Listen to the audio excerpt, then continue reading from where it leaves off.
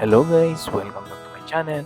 Ang ating video ay tungkol sa upcoming smartphone na Vivo Y73s 5G. Ang kanyang mga features, specs and price quick review dito sa Pilipinas.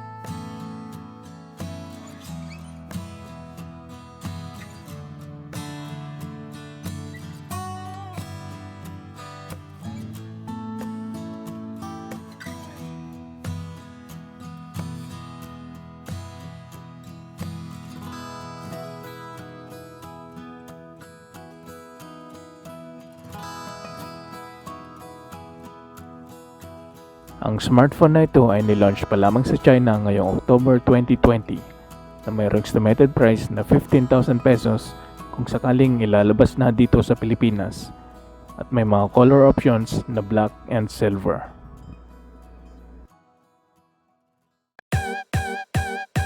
Para po maging updated sa ating mga bagong video, maaari lamang i-like, share, mag-subscribe sa ating YouTube channel.